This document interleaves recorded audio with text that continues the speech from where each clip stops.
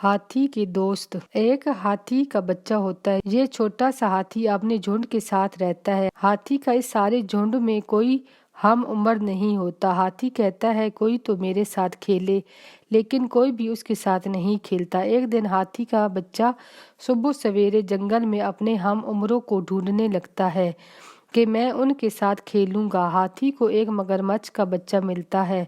हाथी उससे कहता है मेरे दोस्त बनोगे, हम दोनों मिलकर खेलेंगे।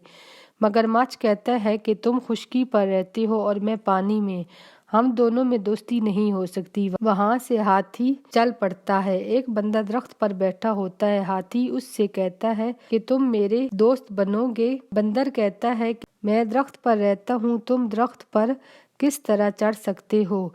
हाथी इसी तरह से जानवरों के पास जाता है, लेकिन कोई भी हाथी को दोस्त नहीं बनता और ना ही हाथी के साथ कोई खेलता है। हाथी वहां से जाता है। कुछ जानवर डर कर भाग रहे होते हैं। हाथी कहता है कि तुम सब कहाँ भाग रहे हो। वो कहते हैं कि शेर हमारे पीछे है, वो हमारा शिकार करने के लिए आ रहा है, तुम भी यहाँ से भागो। हाथी कहता है मैं देख लूंगा शेर को। शेर जब वहां पहुंचता है, हाथी शेर को मारता है। शेर हाथी से डर कर वहां से भाग जाता है। जब ये सब कुछ जानवर देखते हैं तो वो जल्दी से हाथी के पास आते हैं, कहते हैं कि तुम हमारे दोस्त बनोगे, तुम हमारे साथ खेलो। इसी तरह से हाथी के बहुत से दोस्त बन जाते हैं। हाथी अब हर रोज अपने दोस्तों के साथ, जिसमें बंदर, मगरमच्छ, भालू, गीदड़ वगैरह होते हैं, सब मिलकर खेलते हैं। अब हाथी खुश होता है। अब हंसी खुशी अपने दोस्तों के साथ खेलता रहता है।